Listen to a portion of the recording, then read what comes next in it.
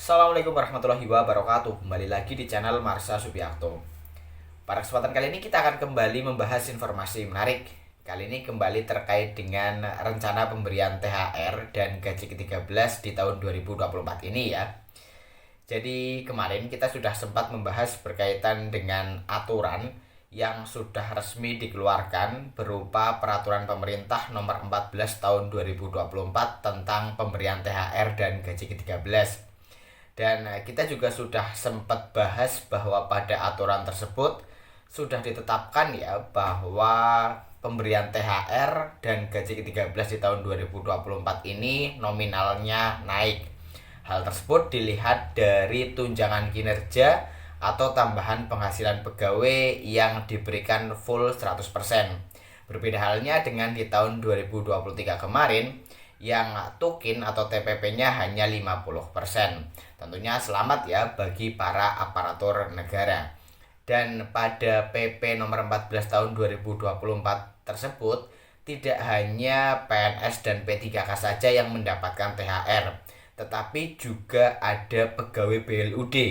Jadi pegawai BLUD di PP tersebut disebutkan bahwa juga mendapatkan THR dan gaji ke-13. Jadi selamat bagi para pegawai BLUD. Dan langsung saja kali ini kita akan coba lihat isi PP-nya ya, sehingga bisa lebih jelas pegawai BLUD juga mendapatkan THR dan gaji ke-13.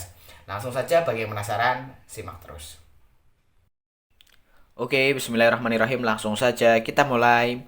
Jadi inilah PP atau Peraturan Pemerintah Republik Indonesia nomor 14 tahun 2024 tentang pemberian tunjangan hari raya dan gaji ke-13 kepada aparatur negara, pensiunan, penerima pensiun, dan penerima tunjangan tahun 2024. Jadi di PP ini juga disebutkan bahwa pegawai BLUD juga mendapatkan THR dan gaji ke-13.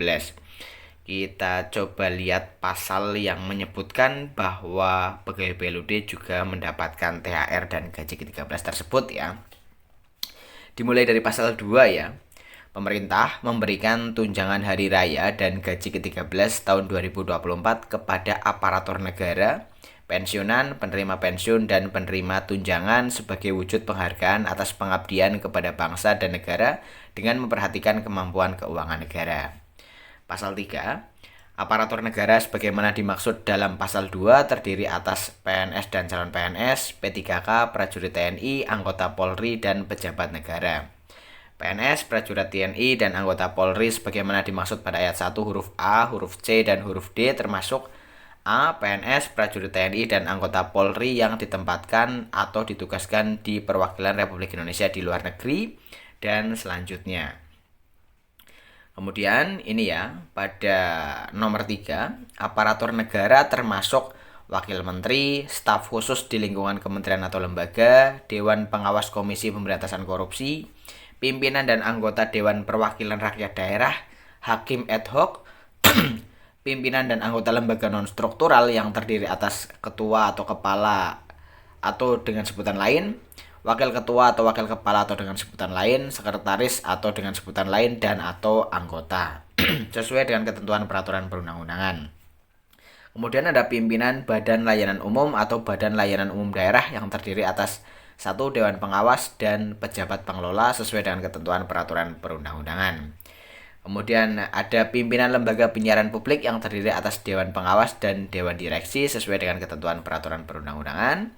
Kemudian ada pejabat yang hak keuangan atau hak administratifnya disertakan atau setingkat dengan menteri, kemudian wakil menteri.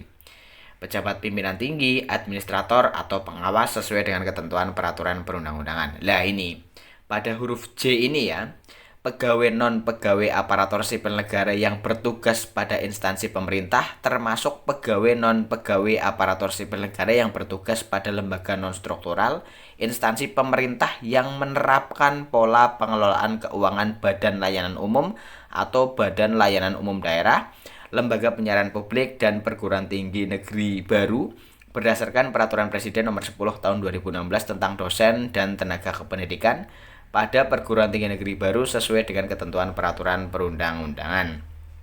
Kemudian ada aparatur negara lainnya sesuai dengan ketentuan peraturan perundang-undangan. Jadi jelas ya, instansi pemerintah yang menerapkan pola pengelolaan keuangan badan layanan umum atau badan layanan umum daerah. Jadi pegawai aparatur sipil negara yang bekerja pada lembaga yang menerapkan pola keuangan BLU maupun BLUD mendapatkan THR di tahun 2024 ini. Kemudian berapa nominalnya? Kita coba cari ya. Ini yang BLUD ya.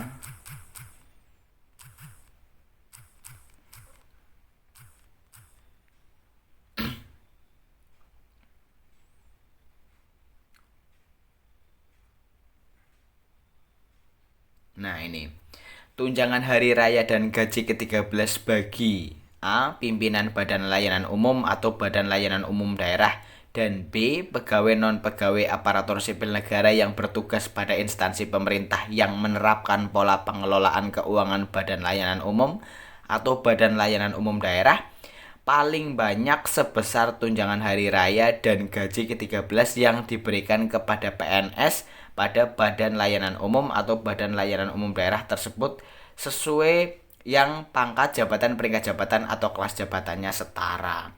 Jadi nominalnya paling banyak itu sebesar THR dan gaji ke-13 yang diberikan kepada PNS. Paling banyak ya. Jadi maksimal itu sama dengan PNS yang tentunya melihat pangkat jabatan, peringkat jabatan atau kelas jabatannya. Jadi itu ya aturan terkait dengan pemberian THR dan gaji ke-13 kepada pegawai BLUD maupun BLU. Jadi jelas bahwa pegawai BLU maupun BLUD mendapatkan THR dan gaji ke-13 di tahun 2024 ini. Jadi mungkin itu ya informasi yang bisa disampaikan pada kesempatan kali ini. Jika ada tanggapan atau pertanyaan terkait dengan hal ini, teman-teman bisa tinggalkan di kolom komentar ya. Terima kasih. Mohon maaf bila ada kesalahan. Wassalamualaikum warahmatullahi wabarakatuh.